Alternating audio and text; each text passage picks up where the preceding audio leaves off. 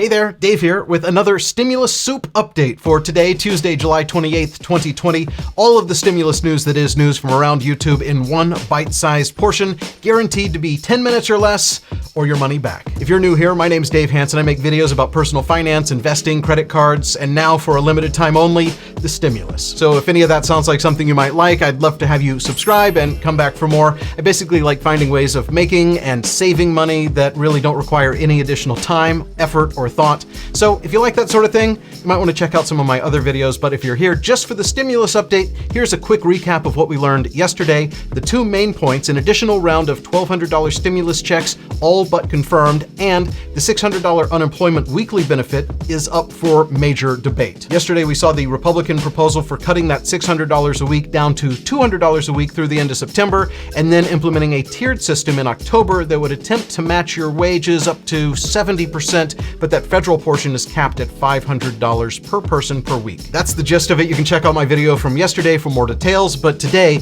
a bunch of new videos with new information surfaced on YouTube, and I'm gonna bring you the highlights. Kevin was busy cranking out videos yesterday. This one he actually released while I was recording my last video. He goes into child support, stimulus checks, what the $500 cap on unemployment means, business tax credit, new tax write-offs, all kinds of great information in this video. And he starts with a reminder that this is just a proposal. This bill that we're about to review kind of is like a floor. That is, we really only expect the benefits in this bill to get better as Democrats negotiate this support up.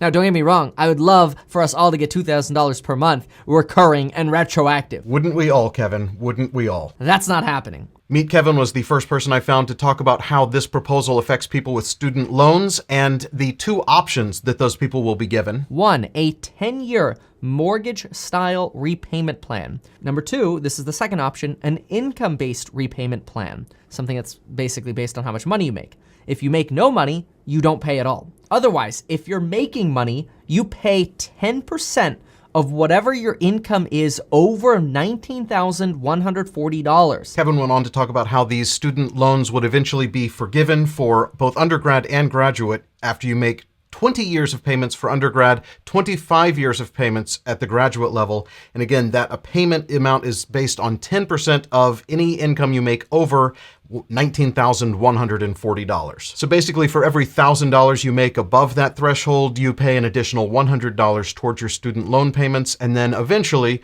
could have the rest forgiven. Brian knows exactly what I'm doing all day today. I hope this isn't the fourth stimulus check video you're watching today. And a healthy dose of reality. Just because this has happened, it doesn't guarantee that anything is actually gonna pass at all. We still need to make a couple more things happen in order for people to start receiving any type of stimulus check payments. Max put out this video last night after I had already wrapped up my production, but this was the first one that I saw that went into a little more detail about the liability protection in the HELPS Act. They definitely missed a letter in this acronym. Businesses, colleges, schools, and churches would only be liable for injuries caused by the pandemic if they didn't make reasonable efforts to follow public health guidelines. My friend David over at Travel Explore Click had a busy night last night. He did not one, but two live streams over an hour each, answered all kinds of questions. Here are his thoughts on the $600 unemployment benefit being reduced to $200. I would have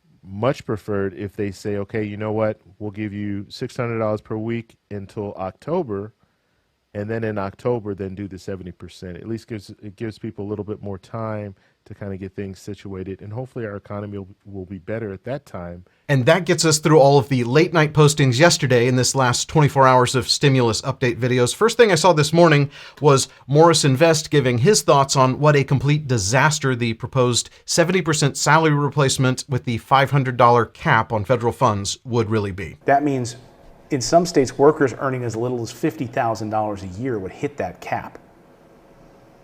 But it's so complicated. I just think you're adding this whole layer of complexity now onto these state and local unemployment offices that are just going to have to figure this all out on their own. I wish I had better news. I do think it is too little too late. And then Kevin back at it again bright and early. I think he posted at 9 a.m. Pacific. He must have gotten a couple of hours of sleep at least before calculating and explaining the impact of cutting the unemployment benefit. Is estimated to cut unemployment benefits across the country by 51%. That means our economy from unemployment will have 51% less money to keep businesses afloat, given that unemployment boosts are almost directly correlated with higher spending, even if it's on things like food. Kevin goes on to say that he really does think that that $200 will get negotiated up substantially. I personally expect the unemployment boost to get pushed up to $350 to $500 as a flat rate, and I wouldn't be surprised if the scale down to 70% gets kicked back in time or eliminated entirely. The kickback in time might make sense because of election politics as well. I think Kevin's onto something here. I think that $200 was purely a political move and a negotiating tactic. Over on Steve Gardner's channel, he was the first to bring us the Democratic response to this Republican proposal. Democrats have already fired back that they are wanting to negotiate the $200 a week amount. They are okay to go with the lower amount, but said that at this time they would probably then try to negotiate for a higher stimulus check to the people. So that way, if you're getting less on unemployment, you would get more with a stimulus check. It's going to be very interesting to see how that debate goes. And Brian also being very prolific with the stimulus update videos, reminding us again, nothing is final. If you're seeing any other YouTubers that are coming up this close to the camera and they're making these thumbnails like this, it is, and they say it's 100% confirmed. It's not confirmed, you guys. It is not confirmed until we actually see President Trump signing off on this bill. Logan Allec had a Q&A video, specifically one that I had not yet seen the answer to.